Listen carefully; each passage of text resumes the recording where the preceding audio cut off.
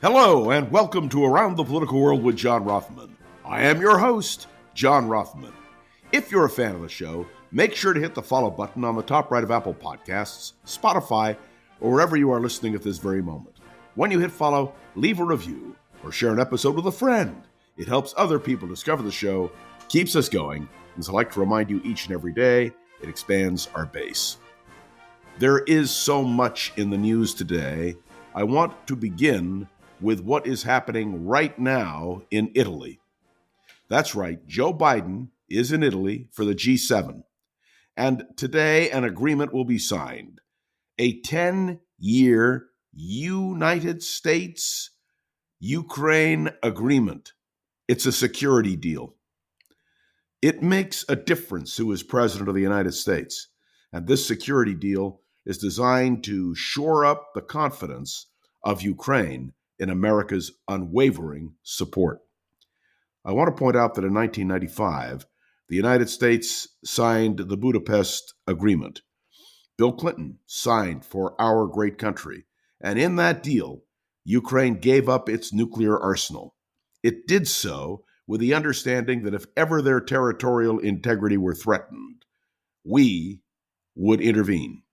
Of course, you understand, a treaty is not necessarily worth the paper it's signed on.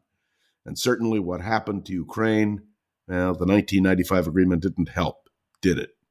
So the question becomes, will this security agreement, a 10-year agreement between the United States and Ukraine, make a difference? And let me point out that if a year from now we have a different American president, will that agreement have any sway at all? I point this out because, in fact, the President of the United States is the driving force. And what a president believes and what a president articulates is what matters. And I say this because we will have a stark contrast come November 5th between who we want to be president and what their policies are. My hope is that we will focus on Ukraine with absolute integrity, that this agreement will be kept.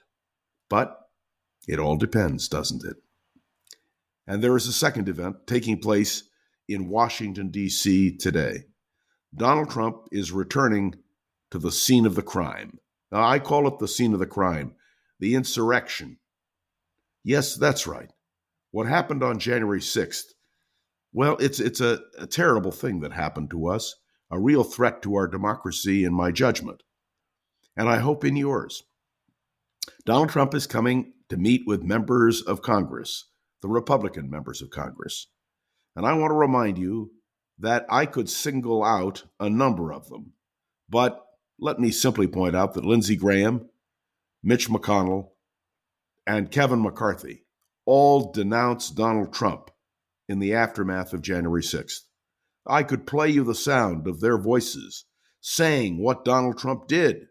And yet, in one of the ultimate actions of hypocrisy, all of them, Graham and McConnell, will be present today when Donald Trump arrives.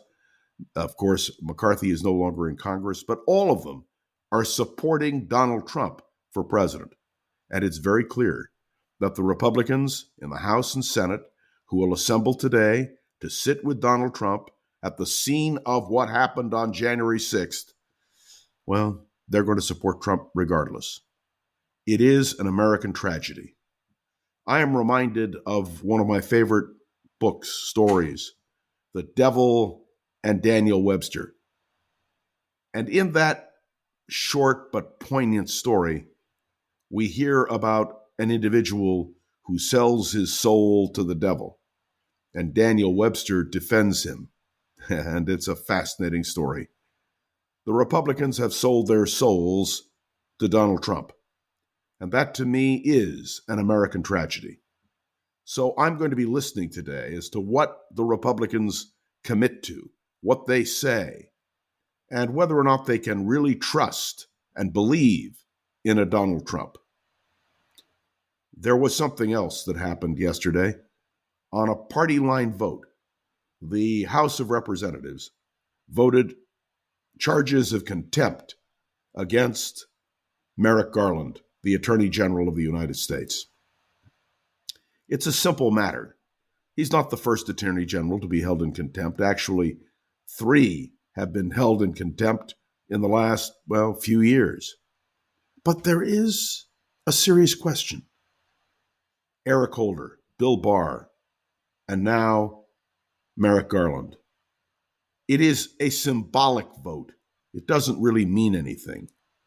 But what this vote indicated was that along party lines, these things are being defined. And that disturbs me. Merrick Garland is a great man. I believe he is a great Attorney General, and I believe he would have been a great Justice of the United States Supreme Court. But that was not to be. And so now, in a purely partisan, bitter, angry gesture, the Republicans have voted a contempt charge against Merrick Garland. It should make us all stop and think. It is a curious thing that I must reflect today on the fate of the Republican Party, where it stands today and what it means. This country needs a vital, vibrant two-party system. And the fact that the Republicans are failing on every level, I hope, will lead to a massive rejection by the American people of the Republicans and their policies. And now we wait as well for the United States Supreme Court. Any day, the Supreme Court will issue its judgments, including the question of whether or not Donald Trump should have blanket immunity. It is my hope and my prayer that the system of justice in this country will be applied equally. No one should be above the law. And the question of what the Supreme Court will or will not do, that's the next big issue.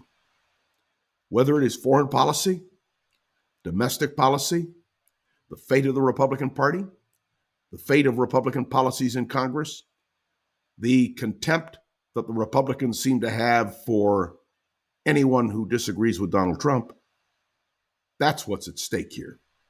And let's hope that on November 5th, the American people see it clearly and reject what the Republicans are perpetrating on the American people. Thanks for tuning into another episode of Around the Political World. Make sure to follow along and let me know your thoughts on the show by leaving a review on Apple Podcasts and sharing an episode with a friend or colleague so we can continue to grow. Remember, you can interact with me on Facebook and on LinkedIn. And I want to say a special word of thanks to the wonderful producer of this podcast, Gogo Zober, who ensures that every day, Around the Political World with John Rothman is up and running. Gogo Zoger, you're a champion. Thanks so much. And I'll see all of you tomorrow.